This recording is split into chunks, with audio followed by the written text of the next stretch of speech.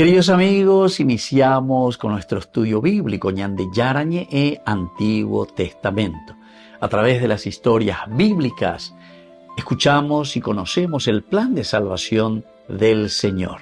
Nos comprometemos al mismo tiempo con este estudio bíblico de poner en práctica todo aquello que el Señor nos ha dejado y nos promete como camino de salvación. Invocamos la presencia del Señor en medio de nosotros. Padre nuestro que estás en el cielo, santificado sea tu nombre. Venga a nosotros tu reino, hágase tu voluntad en la tierra como en el cielo. Danos hoy nuestro pan de cada día. Perdona nuestras ofensas, como también nosotros perdonamos a los que nos ofenden, y no nos dejes caer en la tentación, y líbranos del mal. Iniciamos de esta manera nuestro programa Ñande Yarañe e Antiguo Testamento. Bienvenidos a Ñande Yarañe, un espacio de reflexión donde compartimos con el Padre Víctor Luis Cabañas sus conocimientos sobre el Antiguo y Nuevo Testamento. Este programa cuenta con el apoyo de la Fundación Santa Librada. Comercial San Cayetano patrocina este espacio de evangelización. Queridos amigos, estamos iniciando con Ñande Yarañe e Antiguo Testamento. Estamos nosotros con el segundo libro de Samuel, el capítulo 16, versículo 7. Y Simei decía maldiciendo así: fuera, fuera, hombre sanguinario y perverso. Estamos en el capítulo 16 del segundo libro de Samuel. Y este ya el versículo 7 de nuestro estudio bíblico, queridos amigos. Dentro del contexto narrativo y el contexto histórico, este versículo, antes que nada, está intensificando, está subrayando y darle mucha intensidad al ataque verbal que ya Simei había comenzado contra David, pasando a esa acción física incluso, como y con una acusación directa ahora y bien estructurada. Es decir, se organiza. Lo que él está diciendo es un discurso prácticamente lo que aquí Simei está haciendo con esta exclamación. ¡Fuera! ¡Fuera! Que en hebreo corresponde, queridos amigos, a la duplicación que se dice enfática. ¡Yetse! ¡Yetse! ¿Verdad? Entonces, que es un recurso típico de intensificación emocional. O sea, cuando uno repite, ¿verdad? Quiere decir que la emoción es demasiado fuerte y es como decir, a ver, arone con así, fuera de aquí.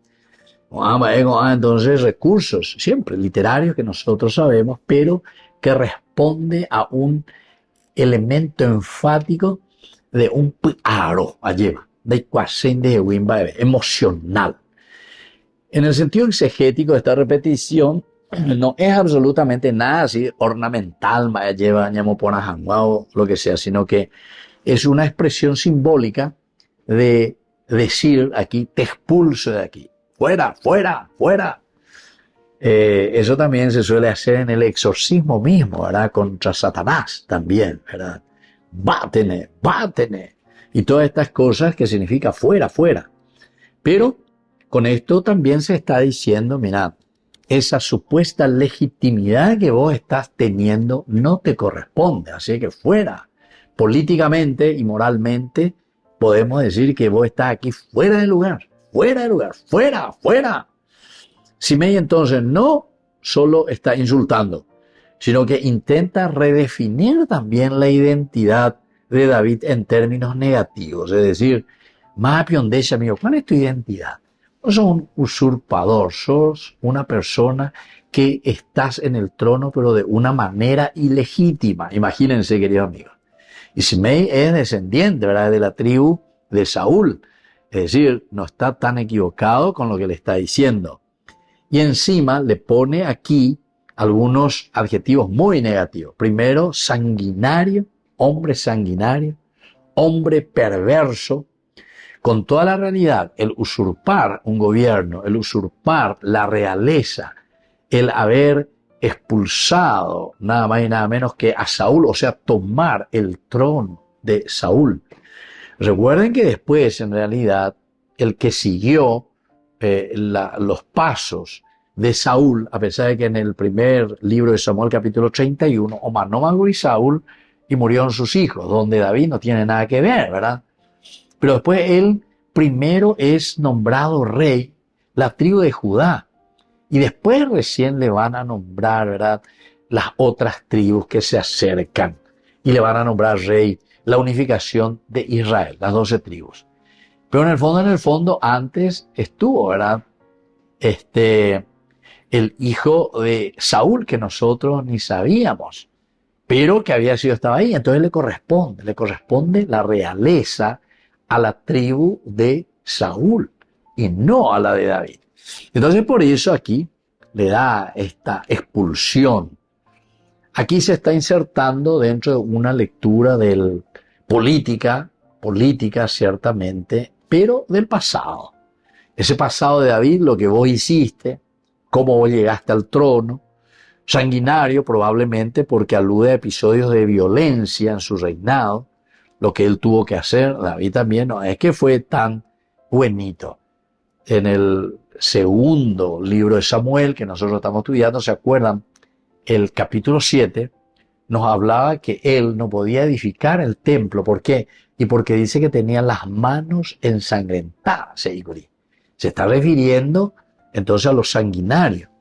Y posiblemente David, históricamente, por eso estamos hablando de un aspecto histórico, para poder ponerse, afianzarse en el trono, tuvo que ser bastante duro.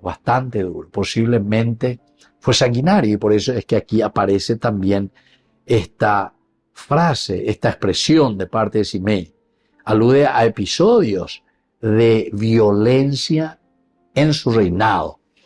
Por lo tanto, las perspectivas de la casa de Saúl y de los sectores opositores ahora aprovechan, en este caso, Simei. En Israel, la memoria política era altamente selectiva. Los actos del pasado podían ser reactivados para justificar resistencias.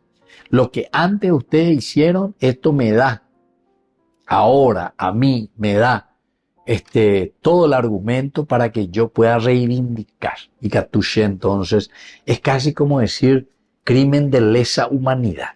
El crimen de lesa humanidad, eso no caduca nunca, ¿entiendes? Y eso es lo que más o menos aquí está diciendo. Fuiste un sanguinario o sos un sanguinario, cosas del pasado, y eso no cae, ¿verdad? Eso siempre está vigente, está en el presente. Yo puedo reivindicar estos casos contra David. Entonces este versículo refleja un momento donde la autoridad del rey está suspendida, porque no manda vena cuando dispara y está huyendo, permitiendo que interpretaciones alternativas de su historia emerjan de nuevo públicamente, sin restricción institucional, porque ahora él no tiene ningún poder, no tiene ninguna institución que le pueda salvar, no puede ninguna institución que pueda reivindicar que él sea rey y que él haya estado en el trono. Volvemos enseguida con más de Yarañ en Antiguo Testamento.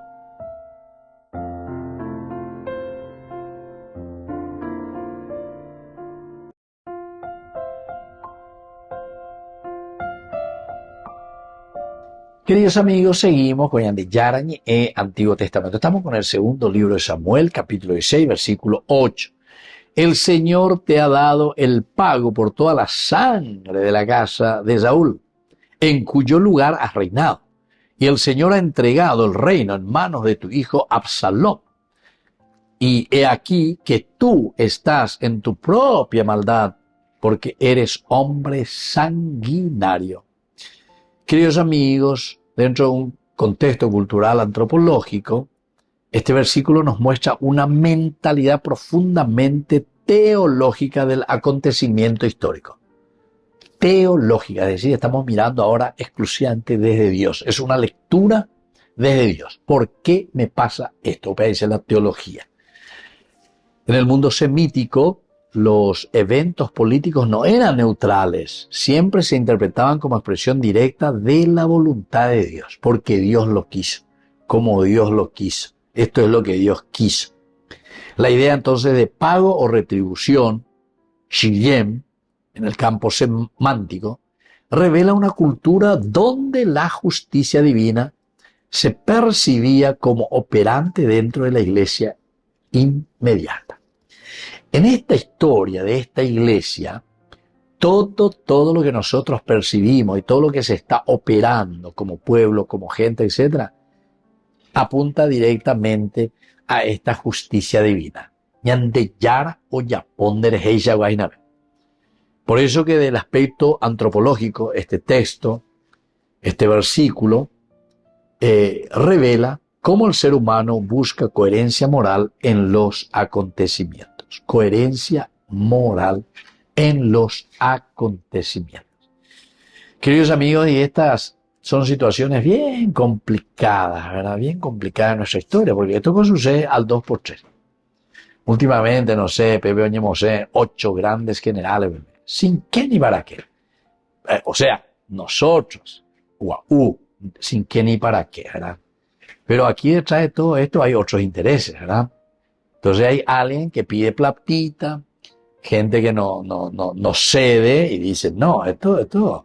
Si uno quiere entrar en la honestidad, queridos amigos, enseguida me voy ya de Nerembuma, de Valeipeana, a vos no te puedo poner en este cargo porque de obedecer, etc.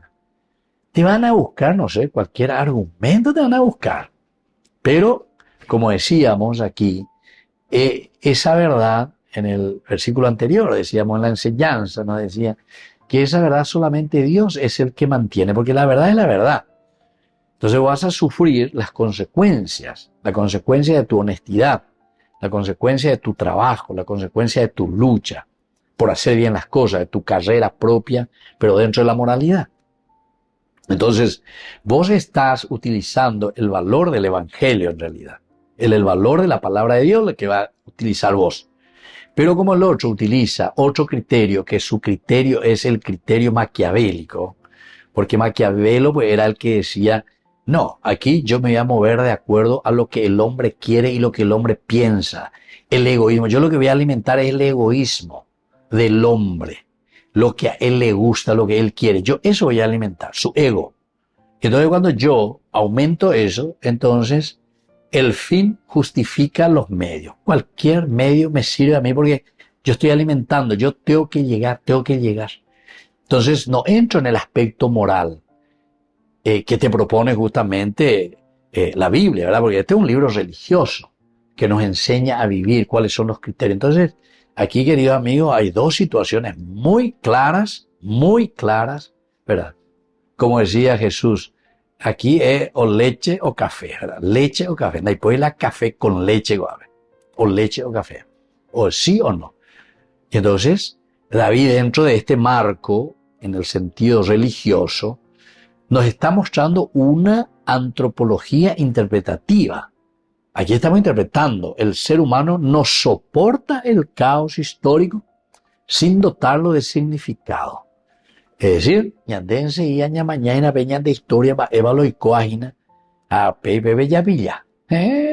Esto está siempre dentro de nuestra historia.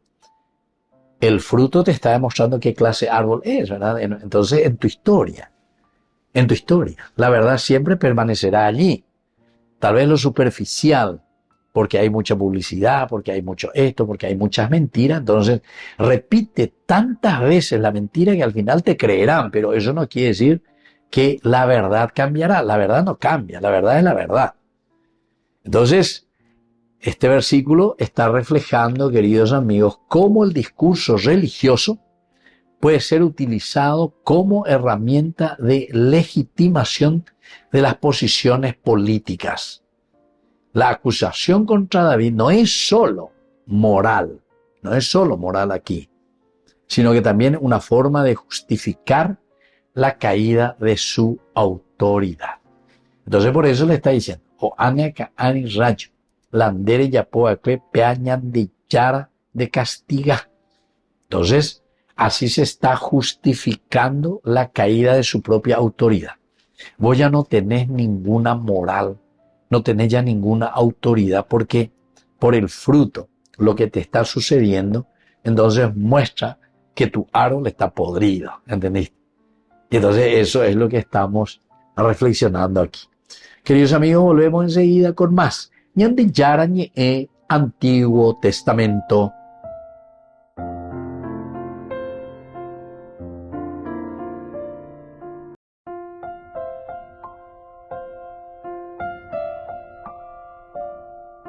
Queridos amigos, seguimos con Ñande Yarañe Antiguo Testamento. Estamos nosotros con este segundo libro de Samuel, capítulo 16, versículo 9. El versículo 9, entonces Abisai, hijo de Sarvía, dijo al rey: ¿por qué ha de maldecir este perro muerto a mi señor el rey? Te ruego que me dejes pasar y le corte la cabeza. Bueno, ya es Abisai, el sobrino, ¿verdad? Hijo de Sarvía, que es el hermano, la hermana de David. Las palabras claves que encontramos aquí, queridos amigos, en este versículo es, por ejemplo, la palabra Kelev. Kelev quiere decir perro, ser marginal, ser impuro. Vea la yaguaina. Este es el perro, el yaguá. En la Biblia tiene una fuerte carga negativa, el Kelev. No se asocia a compañía, sino que a impureza y a desprecio.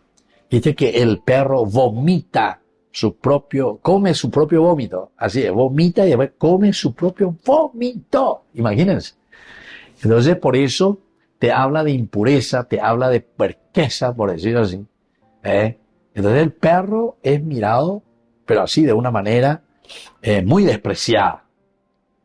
No es como ahora los perros, qué puch. Hoy como una vez de moño, vamos sin tapar, oreco hospital, no hombre, de hospital, y voy mojando, y voy bebé, pero la yagua, oreco paitena. Bueno, todo ahora se quieren hacer por eso veterinarios, o todo ahora quieren cambiar. Ahora que está también esa nueva manera, ¿verdad?, de decir, yo hoy amanezco y digo, yo hoy soy un perro, ¿entendiste? Algunos medio piensan más, quieren amanecer y decir, yo soy un perro, hoy, wow. Porque la de Hospital Cueray, la de Hospital Cueray. Imagínense a dónde llegamos. Bueno, este versículo, queridos amigos, el uso directamente del Kelev, el perro, son un perro, este término, es un insulto, ¿verdad? Es un insulto total. En la Biblia aparece como un insulto, que te llaman perro. Y yo pienso que entre nosotros también, no es que cambió mucho. Si te, yo lo mira, y después el insulto que podemos utilizar, te llaman perro, deshumaniza al sujeto. Y tal vez por aquí va. No es porque uno no ame o lo que sea el perro es interesante, ¿verdad? El mejor, el amigo fiel, todo lo que vos quieras, el perro, ¿verdad? Para nosotros. Pero, por otra parte, hay así algunas características, pues, ¿verdad? Pero ahora la idea pues es que yo te deshumanice, vos David, da eveima humano, vos no sos de nuestra raza, ya eso. Entonces tengo que deshumanizarse porque no monara y huire. Entonces te comparo con un perro, sos un perro, una expresión bastante dura, bueno, que también aparece aquí en la Biblia. Lo reduce aquí a David Simei a una categoría de marginalidad absoluta. Este también es otro elemento importante. La Yahuahua Mabe marginado, no es que ahora no le pone todo su casita, le pone todo su abriguito, le pone todo de todo un poco, ¿verdad? Pero es una marginalidad absoluta antes esto del perro, marginalidad total y absoluta. Y eso es lo que quiere hacer, te deshumaniza, de ti ya vas, amigo. Si nosotros miramos así, desde un aspecto bien exegético en la Biblia, lo que el autor sagrado nos muestra a través de este lenguaje es más bien para destruir la dignidad. Eso es lo que quiere hacer. Entonces utiliza este vocabulario. Utiliza para destruir la dignidad del otro. Antes incluso de cualquier acción física. Todavía no hizo ninguna acción física, solamente con la palabra, llamándote, comparándote. Y eso es lo que le está haciendo. El insulto prepara simbólicamente la violencia. Aquí hay una violencia verbal, podemos decir, pero que está preparando después una violencia física. Hay otra palabra clave, queridos amigos, que es la palabra cabeza, rosh, rosh, rosh. Significa cabeza, significa autoridad, significa la vida. Lo puede representar el liderazgo, el que está al frente, al inicio de todo. El capítulo, rosh, capo, capus. Bueno, eso ya en latín, ¿verdad? Pero rosh, bereshit bara Elohim, al principio, en la cabeza de todo. Así comienza, al inicio, al principio. Bueno, representa entonces, queridos amigos, el que está al tendotá, tenondeguá, ¿viste? La cabeza, el que está al frente de todo. Representa el liderazgo o representa también la vida. Este es el que lleva adelante. Señuelo, ¿verdad? El señuelo es el que va adelante, el que muestra la vida. Ahora, en el contexto de que yo estoy diciendo, te voy a cortar la cabeza, hay que cortar la cabeza, implica eliminación total de la persona y de su autoridad. Ir a cortarle la cabeza a Simei es aquí eliminación total de la persona y de su autoridad, el capo. Yo digo lo mismo, ¿verdad? Que mira, ¿verdad? ¿Quién es el líder? Mira que estas cosas se repiten en nuestra historia. 3.000 años, pero 3.000 años luego para la historia de la humanidad no es nada, ¿verdad? No es nada, 3.000 años de historia. Prácticamente seguimos lo mismo todavía, 3.000 años es muy poco.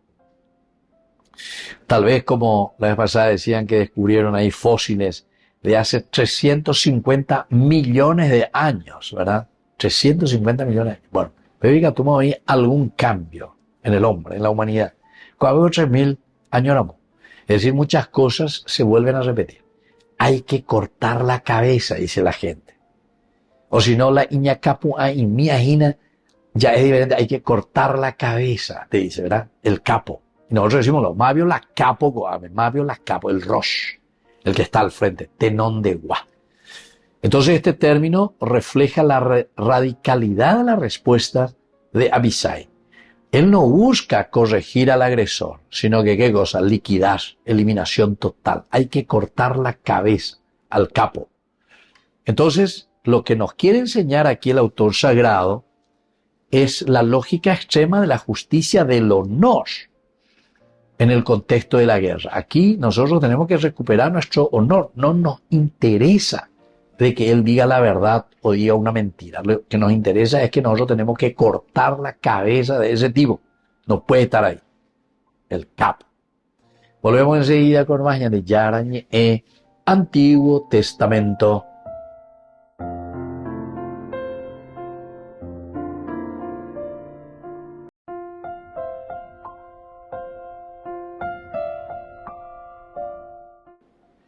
Queridos amigos, estamos volviendo con Yarañe, Antiguo Testamento. Estamos nosotros con este hermoso pasaje de Samuel. Segundo libro de Samuel, capítulo 16 y hoy con el versículo 10. Pero el rey dijo, ¿qué tengo yo con ustedes, hijo de Sarvía? Si él maldice es porque el Señor le ha dicho, maldice a David. ¿Quién pues le dirá? ¿Por qué lo haces así? Ahora, queridos amigos, nosotros queremos decir y ver un poco dentro de nuestro estudio bíblico qué es lo que este versículo 10 nos quiere enseñar. Como primer elemento, como primera enseñanza, nos deja que el poder puede interpretarse desde la acción o desde el sentido teológico. Dos posibilidades. Desde la acción, es decir, ataña caogoa, y entonces vamos a engendrar más violencia. La violencia genera más violencia. Y el otro del sentido teológico, es decir, David aquí piensa y dice, ¿será que no es Dios mismo el que me está hablando a través de la historia? La Biblia de por sí como único contenido, queridos amigos, según von Rad, ¿verdad? Un gran estudioso alemán, él decía, historia de salvación. Sucesos sucedidos sucesivamente en la sucesión sucesiva de los tiempos, es decir, la salvación quiere decir felicidad, realización, planificación, construcción del reino de Dios, si querés decir de otra manera. Estos dos elementos básicos se realiza ¿dónde? En la historia. No es una cosa mágica que Dios va a venir, hoy como la baba la neta. Hoy como la baba la neta. El Paraguay que queremos nosotros lo vamos a construir, y que malañan de hoy, ¿verdad? El Paraguay que queremos, ñandemante ya pota, y bueno, el poder entonces puede interpretarse desde la acción, que va a ser una acción, dale avisa, te jodo, eres agüey, te oña caoña de verdad. O si no, de un sentido teológico. ¿Qué será que Dios me está queriendo decir aquí? Entonces, a moita policía con a venir a manifestar frente al Congreso, te joyan de haga 5.000 nuevos policías, un huepotías a la gente, ven moya después maneja de calle. Entonces, tu reacción es el número uno, ¿verdad? En lugar de sentarse y decir, bueno, va a ir a la hipona, va a ir a la ibaína, va a ir a ver. Porque viene a hacer un picnic. Entonces, Eustacio, que ahí les gusta, como hacen los adolescentes, salir, gritar y todo esto. No, de ahí vete y paseo. Por algo es. El guapo puede calcular, apelar la vio ya pues. Y le dice, y se aleja luego y corta relación, ruptura. ¿Se acuerdan? Yajás, relación con su propio sobrino, que quiere reaccionar de esa manera. Segunda enseñanza. La violencia inmediata puede ser suspendida cuando hay discernimiento espiritual. Qué lindo esto, querida amiga. Cuando hay discernimiento espiritual, te hago la diálogo. O sea, logos, palabra. Entonces tenemos que dialogar. Tu palabra, luego mi palabra. Tu palabra, mi palabra. Y entonces hay un discernimiento espiritual. Y yo no me voy a encerrar y no me voy a empecinar en lo que yo pienso y yo creo. Porque ¿sabes qué? Normalmente lo que hay detrás de todo esto es que hay algo cocinado. Vaya digo ahí mi frase, vea, aquí hay gato encerrado en Baracayaje de Guasuno. Aquí hay gato encerrado en Baracayaje de Guasuno. Bueno, aquí hay gato encerrado. Entonces yo no quiero dialogar. ¿Por qué? Porque aquí pues vos me estás sacando prácticamente de mi proyecto, de lo que yo quiero, de lo que yo estoy organizando o de lo que yo quiero dirigir, ¿entiendes? Aquí hay gato encerrado. Entonces por eso, esa violencia va a ser suspendida, queridos amigos, cuando hay un discernimiento espiritual. Y yo pienso que muchos golpes así de estado, muchos cambios, etcétera, etcétera, muchas veces llegamos a eso, porque se hace un discernimiento espiritual y dice, bueno, si yo ahora me pongo, aquí voy a tener que matar a miles de personas, que vienen aquí y se me están confrontando. Y voy a tener que matar, ¿entiendes? Entonces dice, vamos a hacer un discernimiento espiritual. Que sigue, hoy algo antes de poner ahí. Y bueno, algo tenemos que hacer. Una tercera enseñanza, queridos amigos, las relaciones internas en el liderazgo pueden entrar en tensión interpretativa. Las relaciones internas pueden entrar en esa tensión interpretativa. Y claro, no todos van a estar de acuerdo, ciertamente. No todos van a estar de acuerdo. Uno te va a decir, no, el puruato de la fuerza, el puruato de gases lacrimógenos. No hay por qué da indio, vea. No hay por qué, pero él podría haber dicho, bueno, dale, chopa, peña, a ver, perro de aña de mía, pengue potiña de peñapope, ¿verdad? Porque el otro le dijo, no, voy a irle, voy a acá, otra vez a ellos y enseguida. Quitar su liga. ¿Quién es ese perro? Así le llaman. Sin embargo, queridos amigos, nosotros sabemos que estas relaciones internas en el liderazgo siempre nos van a traer tensión interpretativa. Lo que nosotros interpretamos y cómo interpretamos la situación, lo que está pasando. Y bueno, esa es nuestra realidad humana, ¿verdad? Así que tenemos que discernir y tenemos que ser humildes en ese sentido. Somos humus, todos pasamos y tenemos que buscar la construcción del reino de Dios. Una cuarta enseñanza es que la soberanía divina incluye incluso eventos hostiles en su lectura de la historia. Elementos hostiles. Es decir, que en toda historia, queridos amigos, Yayuhutan teoría lleva situaciones difíciles, situaciones hostiles. Porque es cierto, David, era un usurpador, hombre sanguinario, o sea, hay muchas cosas ciertas. Pero hay también otras cosas ciertas en David, ¿verdad? Unificación de Israel. Hasta ahora, ¿verdad? A David se le tiene como el máximo héroe. A pesar de sus cosas negativas que tuvo también. Y de haber tenido las manos ensangrentadas, manchadas de sangre. El Ish Damim, ¿verdad? Pero en fin, ahí decimos, la soberanía divina incluye, queridos amigos, incluye en nuestra historia, en toda historia de salvación, incluye nuestros momentos de altibajos, lastimosamente. Y vamos a mirar nuestra historia, y vamos a mirar nuestra familia, y vamos a ver nuestra vida. Ya les coñan de la altibajo, momentos de lucha espectacular y momentos también de tensiones que tenemos en el matrimonio, en la familia, con los hijos, en el trabajo, donde sea. Y por último, queridos amigos, lo que nos quiere enseñar este versículo es que Dios puede actuar también a través de crisis. Dios puede actuar a través de la crisis. Pero eso no quiere decir que anula nuestra libertad humana. Dios jamás anula la libertad del hombre. Al final de cuentas, la decisión, como dice el Padre Ceciño, la decisión es tuya. La decisión es tuya. La decisión es nuestra, queridos amigos. Dios no anula tu libertad. Re guapita recalcula, re mañada o bebé, o vendella bota la sanambí, tenandella bota la hiponamía. Pero después de haber hecho un discernimiento.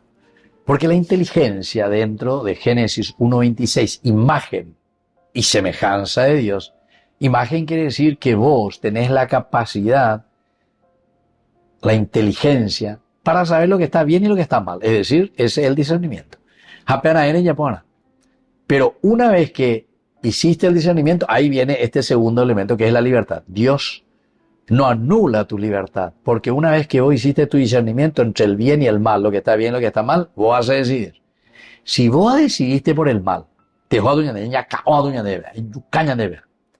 acordate que después las consecuencias ayudan a caer. ¿Entendiste? Esta es una visión teológica pero maravillosa que nos hace entender que lo que sucede en el mundo depende mucho de nuestras decisiones y que nosotros lo tomamos de nuestra libertad. Porque la libertad es para decidir sobre la inteligencia que utilizamos para discernir. Y luego va a venir la voluntad, porque la voluntad es el hecho de que nosotros hacemos lo que hemos decidido con nuestra libertad. Y por último termina, ¿verdad?, la capacidad de amar, famoso, ¿verdad? Porque si yo amo a mi pueblo, si yo amo la construcción del reino de Dios, entonces San Agustín, ama y haz lo que quieras. Ama y haz lo que quieras. Quiere decir que siempre cata la hiponada. Nunca vas a hacer una cosa negativa. Nunca nemondamos ahí, donde ya pomo ahí, de ya pomo ahí, entonces la ibaía.